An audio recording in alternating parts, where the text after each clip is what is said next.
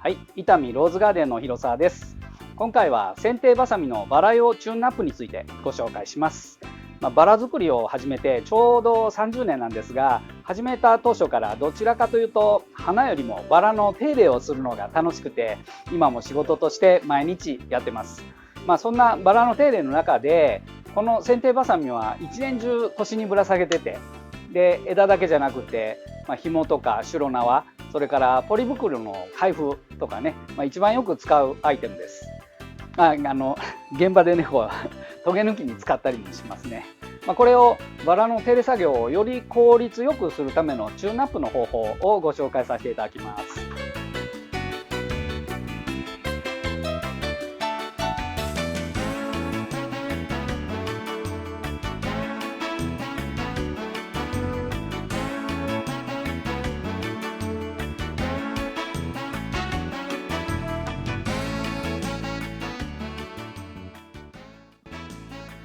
それでデメリットとしては、受け場を細くすると当然この強度が下がりますから、バラの場合樹木と比べると枝に水分が多くてね、柔らかいんで特に問題はないんですけれども、太い枯れ枝とか硬いものを強い力で両手とかでね切ると、受け場が変形したり折れてしまったりしますのでね、使う際には注意が必要です。でこの受け場が変形したらもういくらこっち側のね切り刃研いでも切れるようにはならないので注意しないといけないですね。もう一つデメリットとしては、このおかつねの剪定バサミ用のサック、これですね、これを使う場合こういうふうに先端が鋭くなってるんですぐここ穴開いてしまうんですね。トンってつきますから、だからここを補強しないといけないっていう、デメリットがありますね。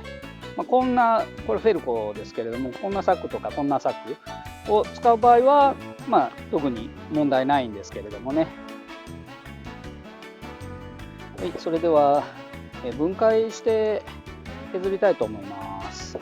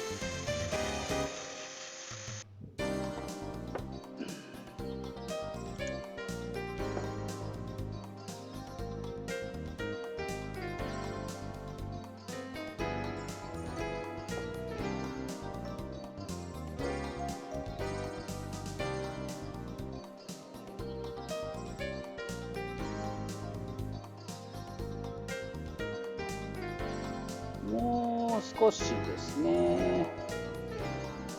あと1ミリぐらい。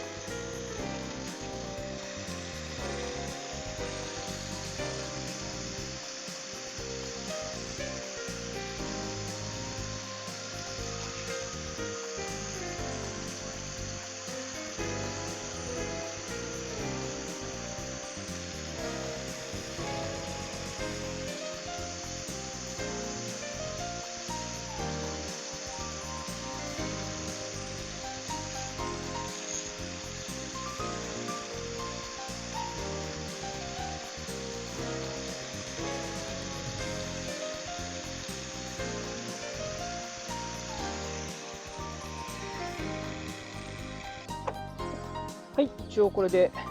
OK かなという感じですね。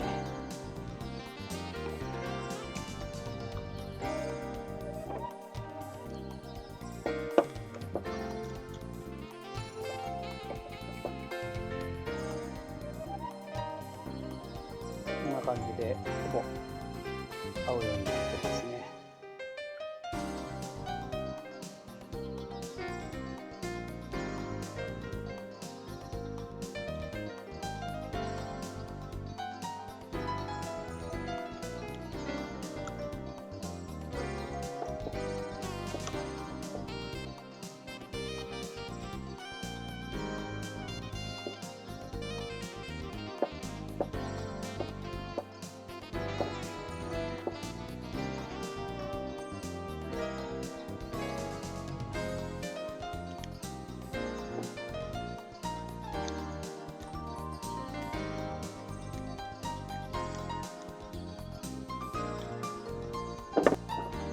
チューンアップするもう一つの、2点目ですね。この受け刃と切り刃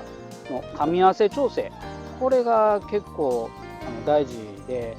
バラの場合枝に水分が多くて樹液ヤニですねが刃につくので、刃の間の遊びをねデフォルトより、買ってきて新品の状態よりも少しね緩くして遊びをね少し多くすることによって、このヤニがついても軽く動くというように調整します。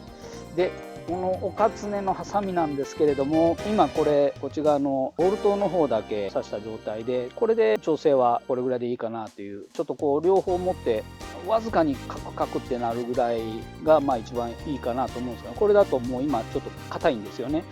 でこれが共回りするんですね。でこっちのナットをつけた時に共回りして、戻るんで、その戻る量を勘案しながらこっちも固定はするんですけれどもっていう、この調整がね非常にシビアなんですね。もう根気よくやるしかないんですけれども、これでギリギリぐらいのギリギリ許容点かなというぐらいで、このナットの方はある程度しっかり締めないといけないんですけどね。これでいいかな。ちょっときついかなという感じもせんでもないんですが、でもこれだけ今ヤニがたくさんついてる状態で、この程度動くんで、油もさしてないですしね、これはカラッカラの状態なんで、これで一応いいかなというふうにしておきましょうか。遊びはかなり少ない方ではありますけどね。だからここ今削りましたからね、開きがこれだけちょっと最初よりは開きが大きくなってますね。調整についてはこんな感じでちょっと緩めにするっていう、チューンアップでした。ここはまた研ぎの時に荒砥できれいに研ぎます。以上、おかつねの剪定バサミバラ用にチューンアップでした。